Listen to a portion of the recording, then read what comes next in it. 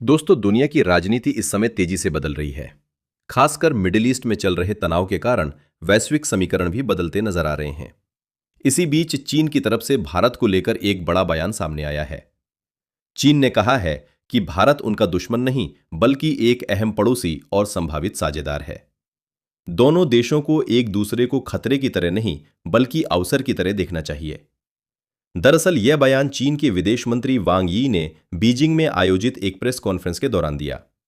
जब उनसे भारत और चीन के संबंधों को लेकर सवाल पूछा गया तो उन्होंने कहा कि भारत और चीन एशिया के दो बड़े देश हैं और दोनों का वैश्विक राजनीति और अर्थव्यवस्था में महत्वपूर्ण योगदान है।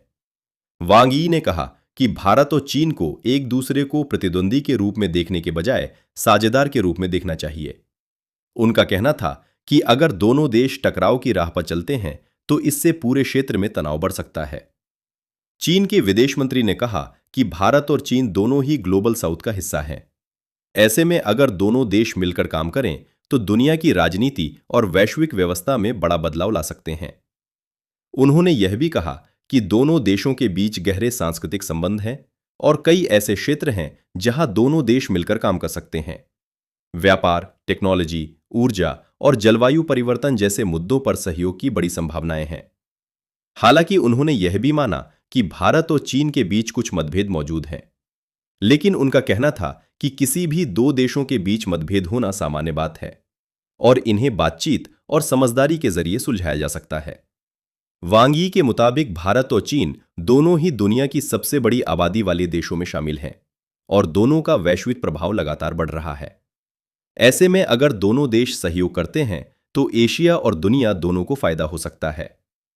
पिछले कुछ सालों में सीमा विवाद को लेकर भारत और चीन के रिश्तों में तनाव जरूर देखने को मिला है, लेकिन इसके बावजूद दोनों देश बातचीत के जरिए हालात को सामान्य करने की कोशिश करते रहे हैं। विशेषज्ञों का मानना है कि मिडिल ईस्ट में बढ़ते तनाव और बदलते वैश्विक हालात के बीच चीन यह संदेश देना चाहता है कि वह भारत के साथ टकराव नहीं बल्कि सहयोग चाहता है, क्योंकि आज की दुनिया में बड़े देशों के बीच सहयोग बेहद जरूरी हो गया है। अगर बड़ी ताकतें आपस में टकराव की राह चुनती हैं तो उसका असर पूरी दुनिया पर पड़ता है। इसीलिए चीन ने साफ कहा है कि भारत और चीन को एक दूसरे को खतरे के रूप में नहीं बल्कि अवसर के रूप में देखना चाहिए। अब देखना यह होगा कि आने वाले समय में भारत और चीन के रिश्तों में क्या नया मोड़ आता है। क्या दोनों देश अपने मतभेदों को पीछे छोड़कर सहयोग की नई शुरुआत कर पाएंगे? यह तो आने वाला समय ही बताएगा। लेकिन इतना तय है कि अगर एशिया की ये दो बड़ी ताकतें साथ आती हैं तो इसका असर पूरी दुनिया पर देखने को मिलेगा।